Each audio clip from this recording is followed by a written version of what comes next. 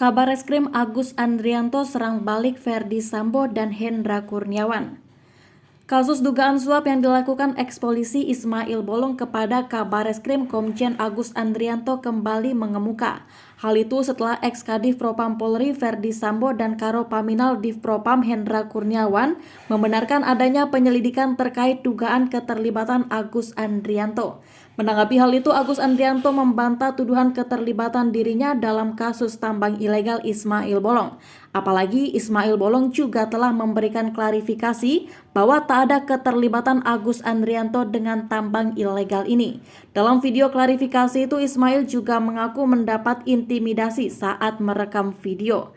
Kendati Ismail Bolong sempat mengklarifikasi pernyataannya, eks-Kadif Propam Polri Verdi Sambo dan mantan Karo Paminal Divpropam Hendra Kurniawan membenarkan soal keterlibatan Agus. Hendra membenarkan soal surat penyelidikan kasus tambang ilegal yang memuat nama Agus Andrianto. Betul soal surat laporan penyelidikan, kata Hendra Kurniawan saat hendak masuk ke ruang sidang Pengadilan Negeri Jakarta Selatan pada Kamis 24 November 2022. Menurut Agus, pernyataan Hendra soal laporan itu tidak membuktikan adanya keterlibatan dirinya dalam kasus tambang ilegal itu. Keterangan Hendra saja tidak cukup, apalagi sudah diklarifikasi sama Ismail karena dipaksa. Kata Agus pada Jumat 25 November dikutip dari kompas.com. Lebih lanjut, Agus justru mempertanyakan sikap Verdi Sambo dan Hendra Kurniawan ketika menjabat sebagai petinggi divisi Propam Polri. Jangan-jangan mereka yang terima dengan tidak teruskan masalah, lempar batu untuk alihkan isu, ujar Agus. Sebelumnya dalam video klarifikasi, Ismail Bolong mengaku mendapatkan tekanan dari eks-Karo Paminal Divpropam Polri Brigjen Hendra Kurniawan. Pada saat itu mantan anggota Polri di lingkungan Polda Kaltim ini dipaksa oleh Hendra untuk membuat sebuah pengakuan telah menyetorkan uang dari hasil penjualan dan pengepulan batu bara ilegal. Video tersebut viral setelah Hendra terseret pusara hitam kasus obstruction of justice pembunuhan Brigadir Nofriansah Yosua Huta Barat alias Brigadir C.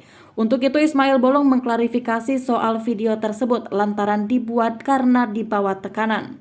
Saya mohon maaf kepada Bapak Kabareskrim, saya klarifikasi bahwa berita yang viral itu tidak benar. Saya pastikan saya tidak pernah berkomunikasi dengan Pak Kabareskrim, apalagi memberikan uang dan saya tidak kenal kepada yang bersangkutan, kata Ismail Bolong. Ismail Bolong mengaku kaget lantaran video pengakuannya tiba-tiba viral di masyarakat. Saya kaget, berita itu baru viral sekarang. Saya jelaskan bahwa pada bulan Februari 2022, anggota Mabes Polri memeriksa saya untuk meminta testimoni kepada Kabareskrim dengan penuh tekanan dari Brigjen Hendra Kurniawan pada saat itu. Saya diancam akan dibawa ke Jakarta kalau tidak membuat testimoni. Pada saat itu di Polda pukul 22 hingga pukul 2. Pada saat itu saya tidak bisa bicara. Saya diintimidasi pada saat itu. Jelas Ismail Bolong. Ismail Bolong juga mengungkapkan bahwa testimoni itu dibuat dengan bantuan sebuah catatan yang ditulis oleh Brigjen Hendra Kurniawan. Pada saat di Balikpapan sudah disediakan bacaan testimoni itu, pakai kertas dan ditulis oleh Karo Paminal Mabes dan direkam oleh HP anggota Mabes Polri. Jadi saya tegaskan, saya tidak pernah memberikan uang kepada Kabareskrim. Jangankan kirim uang, ketemu saja tidak pernah. Tegas Ismail Bolong. Ismail Bolong menjelaskan dirinya telah 3 kali dihubungi oleh Brigjen Hendra Kurniawan. Atas kejadian yang terjadi di bulan Februari ini, saya kemudian mengundurkan diri 4 bulan setelah itu, yakni di tanggal 1 Juli, ujar Ismail Bolong.